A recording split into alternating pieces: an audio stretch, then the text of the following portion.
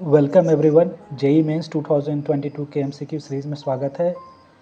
ये फिजिक्स के क्वेश्चन में ये दिया हुआ है कि 2 kg block is pushed against a vertical wall by applying horizontal force of 50 Newton.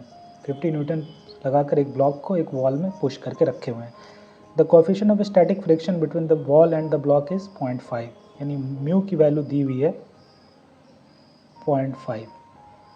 ठीक है, तो पूछ रहा है कि a force F is also applied on the block vertically upward. एक फोर्स वर्टिकली अपवर्ड लगा रहे हैं, तो maximum value of F applied so that the block does not move upward, कि F की मैक्सिमम वैल्यू क्या होगी, ये ब्लॉक अपवर्ड ना मूव करे। तो देखिए इस ब्लॉक का हम लोगों ने फ्री बॉडी डायग्राम बना लेते हैं। ये 2 kg का है और इस पर एक फ्रिक्शन फोर्स लग रहा है। ठीक है, इधर से तो नॉर्मल रिएक्शन कितना इसको मिल रहा है वॉल से, 50 न्यूटन। जितना फोर्स इधर से लगा रहे हैं उतना मिलेगा, क्योंकि इसका मूवमेंट इस डायरेक्शन में तो होना नहीं है। तो फ्रिक्शन फोर्स एफ आर क्या हो जाएगा, 0.5 इंटू 50 यानी 25 न्यूटन। अब ये एफ जो लग रहा है उसको मैक्सिमम रखना है, मैक्सिमम करना है जिसके लिए मूव ना करे। तो यानी इसका वेट तो नीचे लग ही रहा है 20 न्यूटन, 2 kg है तो, और जो फ्रिक्शन फोर्स है 25 न्यूटन वो भी पूरा का पूरा लग जाए नीचे इसको अपोज करने के लिए, यानी पूरा का पूरा 25 न्यूटन नीचे लग जाए। फ्रिक्शन फोर्स तो सेल्फ एडजस्टेबल होता है, जितनी की ज़रूरत है उतनी लगती है ताकि रिलेटिव मोशन ना हो।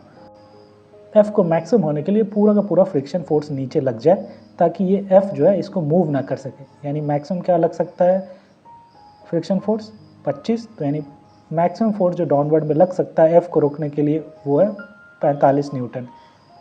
इससे ज़्यादा फोर्स लग नहीं सकता है डाउनवर्ड में, तो इससे ज़्यादा फोर्स अगर एफ़ लगा देंगे तो ये क्या हो जाएगा, अपवर्ड मूव करने लगेगा। तो एफ़ की मैक्सिमम वैल्यू क्या आएगी, 45 न्यूटन। इससे ज़्यादा एफ़ लगा दोगे तो ये ऊपर मूव करने लगेगा। ठीक है, अब यहाँ पे एक चीज़ समझ लीजिए, इसका ग्राफ कैसा बनेगा फ्रिक्शन फोर्स वर्सेस एफ़ का, वो मैं आपको बनाकर समझाता हूँ। मैं वाई एक्सिस पे फ्रिक्शन फोर्स बना रहा हूँ और एक्स एक्सिस पे ये अप्लाइड फोर्स बना रहा हूँ। अब देखिए जब कोई भी फोर्स नहीं अप्लाई करेंगे, एफ जब ज़ीरो रखेंगे तब क्या होगा, वेट से ये गिरना चाहेगा तो फ्रिक्शन फोर्स चाहेगा कि इस पूरे वेट को बैलेंस कर लें ऊपर लगा के, तब फ्रिक्शन फोर्स ऊपर लगेगा और 20 न्यूटन लग सकता है, क्योंकि मैक्सिमम फ्रिक्शन फोर्स कितना लग सकता है, 25 न्यूटन, ये ध्यान में रखिए। तो जब कोई भी फोर्स नहीं लगाएंगे तो ये चाहेगा अपनी वेट से ये गिर जाए, तो फ्रिक्शन फोर्स ऊपर लग जाएगा 20 न्यूटन इसको गिरने से रोकने के लिए। तब यानी जब एफ ज़ीरो रखेंगे तब फ्रिक्शन फोर्स आपका लगेगा यहाँ पे 20 न्यूटन। ठीक है, और जैसे जैसे एफ बढ़ाना शुरू किए, सपोज कीजिए एफ लगाए 5 न्यूटन, ठीक है, तो नेट फोर्स डाउनवर्ड में अभी भी क्या है, 15 न्यूटन है, तो फ्रिक्शन फोर्स 15 न्यूटन लग जाएगा, है ना। उसके बाद जैसे जैसे आप और फोर्स बढ़ाते जाओगे, 10 न्यूटन करोगे तो फ्रिक्शन फोर्स ऊपर में 10 न्यूटन लग जाएगा। ऊपर वाला डायरेक्शन को मैं पॉजिटिव मान के बना रहा हूँ। ठीक है, तो जैसे जैसे एफ़ की वैल्यू बढ़ानी शुरू करोगे आप, फ्रिक्शन फोर्स जो है वो 20 से घटना शुरू होगा, और घटते घटते घटते जब एफ़ पूरा का पूरा 20 न्यूटन लग जाए ऊपर, तो ये वेट अप्लाइड फोर्स बैलेंस हो गया और फ्रिक्शन फोर्स तब क्या हो जाएगा, ज़ीरो हो जाएगा। एफ आर क्या होगा, ज़ीरो हो जाएगा। कोई फ्रिक्शन फोर्स की ज़रूरत नहीं है, अप्लाइड फोर्स और वेट बैलेंस कर लिया है। और इसके बीच में 0 से 20 जब बढ़ाते जाएंगे तो ये 20 से 0 घटता जाएगा, ताकि दोनों का सम क्या हो, एफ आर प्लस एफ मिल के 20 हो जाए। यानी ये ग्राफ क्या है, अभी तक क्या बन रहा है, F R friction force plus applied force मिल के 20 हो। ठीक है, यही है, ताकि वेट बैलेंस हो जाए। तो ये F R equals to 20 minus F का ग्राफ है। अब जैसे ही अप्लाइड फोर्स वर्टिकल में आप बढ़ाना शुरू करोगे, 20 से ऊपर करोगे, तो अब नेट फोर्स ऊपर की ओर बढ़ना शुरू होगा, तो अब फ्रिक्शन फोर्स डायरेक्शन चेंज करके नीचे चला जाएगा ताकि ये बॉडी ऊपर ना मूव करे। तो फिर ये अब निगेटिव चला जाएगा फ्रिक्शन फोर्स, और यही लाइन आगे कंटिन्यू होगी। ठीक है, ये बढ़ता जाएगा जैसे जैसे एफ बढ़ाते जाएंगे, और जब एफ 45 लगा देंगे तब फ्रिक्शन फोर्स जितना मैक्सिमम लग सकता था वो लग जाएगा। कितना है एक्स्ट्रा कितना फोर्स, नेट फोर्स अपवर्ड में क्या जा रहा है, 45 माइनस उसका वेट 20 यानी 25, और इस 25 को बैलेंस करने के लिए पूरा का पूरा फ्रिक्शन फोर्स लग गया है -25, यानी डाउनवर्ड में 25 न्यूटन, जो अभी वाला केस है। इसके बाद जैसे ही आप फोर्स बढ़ाओगे नेट फोर्स अपवर्ड में बढ़ जाएगा और बॉडी मूव करने लगेगी, और जो स्टैटिक फ्रिक्शन है वो घट के फिर एक कांस्टेंट कोई सा कोफिशिएंट ऑफ काइनेटिक फ्रिक्शन कुछ होगा, वो उससे कम होता है, यहाँ से कुछ कांस्टेंट फोर्स फिर लगना शुरू हो जाएगा जैसे आप बढ़ाओगे तो। ठीक है, तो अपने को ये समझ में आ गया।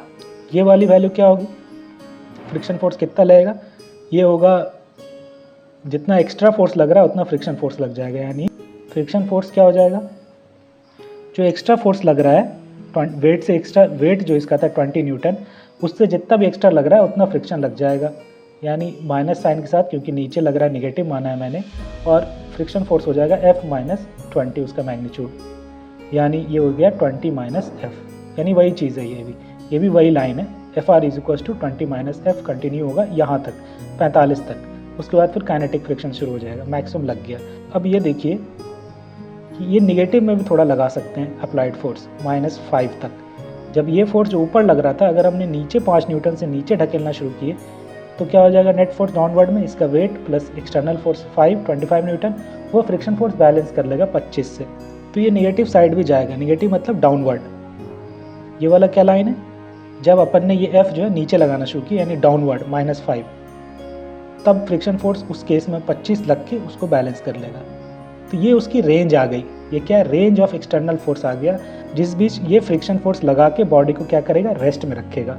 यानी जब F बिलोंग्स टू -5 से 45 लगाएंगे, यानी -5 मतलब 5 डाउनवर्ड से लेके 5 अपवर्ड, ये रेंज ऑफ फोर्स जब लगाएंगे एक्सटर्नल, इस रेंज ऑफ फोर्स में ये बॉडी मूव नहीं करेगी, फ्रिक्शन उसको मूव करने नहीं देगा -5 से 45 में।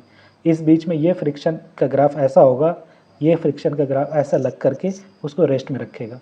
और जैसे ही इसे ज़्यादा लगाएंगे या इससे जैसे ही इससे डाउनवर्ड में ज़्यादा लगा देंगे 5 से, या 45 से अपवर्ड में ज़्यादा लगाएंगे, तो ये बॉडी मूव करने लगेगी। इस केस में डाउनवर्ड गिरना शुरू होगा, इस केस में अपवर्ड जाना शुरू होगा, और स्टैटिक फ्रिक्शन के बदले अब काइनेटिक फ्रिक्शन लगना शुरू हो जाएगा। तो फ्रिक्शन ग्राफ ऐसा बनेगा, और -5 से 45 रेंज आ गया ऑफ एक्सटर्नल फोर्स F, जिस पे बॉडी रेस्ट पे रहेगी। ठीक है, ये तो पूरा एनालिसिस हो गया इस ग्राफ का, और इसका इक्वेशन यही है, पूरे में वही लाइन कंटिन्यू हो रही है, F R plus F is equals to 20, या friction force is equals to 20 minus F. ठीक है, तो आई होप आपको समझ में आ गया होगा। तो आज के लिए इतना ही, थैंक यू।